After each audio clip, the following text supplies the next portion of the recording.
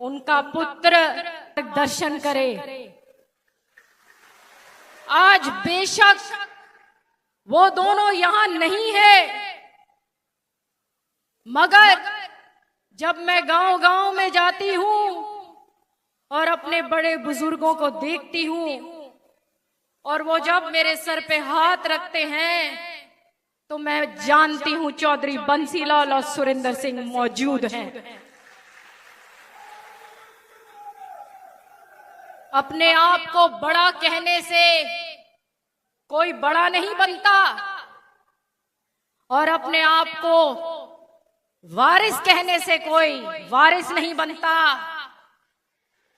ये जनता तय करती है और लोगों को मालूम है कि किस तरीके से श्रीमती किरण चौधरी ने चौधरी बंसीलाल और चौधरी सुरेंद्र सिंह जी के बाद इतना परिश्रम किया कि एक कह सकते हैं कि तलवार की धारा पे उन्होंने चलने का काम किया। उन्होंने काम जब करे जब उनके ऊपर ऐसा चीफ मिनिस्टर था जो हमारी तरफ देखकर राजी नहीं था। भिवानी महेंद्रगढ़ हमारे तमाम क्षेत्र के साथ भेदभाव किया और उसका क्या नतीजा हुआ कि ये तमाम इलाका आज भाजपा के साथ मजबूती के साथ खड़ा हुआ है। मैं हृदय से धन्यवाद करती हूं हमारे शीर्ष नेतृत्व का, माननीय प्रधानमंत्री जी का, जिन्होंने ऐतिहासिक फैसले भारत के हित के लिए लिए और अभी हाल में यूनिफाइड पेंशन स्कीम जिसका उन्होंने ऐलान किया है, हमारे 23 लाख कर्मचारी वर्ग को डायरेक्ट फायदा होने जा रहा है। सीएम साहब, आपके बारे में तो गांव गांव में चर्चा है। जब से आप चीफ मिनिस्टर बने हो, जब से आप हरियाणा के हर कोने में आपने जाने का काम किया और हर वर्ग के लिए कोई ना कोई योजना के रूप में एक सहारा बनकर आप काम कर रहे हो, उसका नतीजा जरूर सामने आएगा। सीएम साहब, ये वो लोग हैं जब 78 में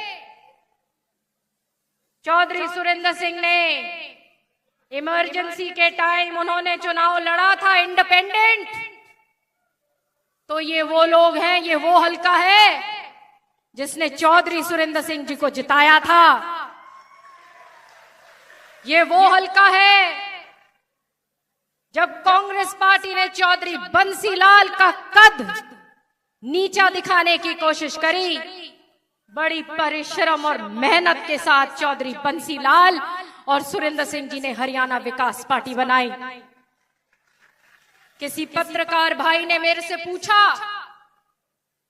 कि आप तो कांग्रेस में हुआ करते थे, क्या आपके लोग मान गए हैं क्या, अब आप भाजपा में आ गए हो? मैंने उस भाई को यही जवाब दिया, ये कांग्रेस के साथ नहीं थे, ये चौधरी बंसीलाल के साथ है।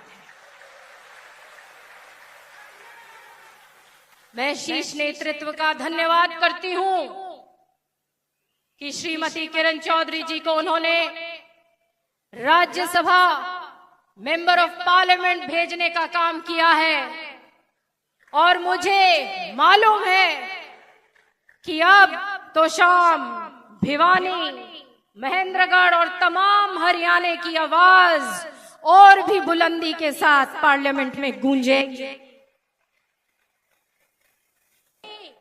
और एक बार फिर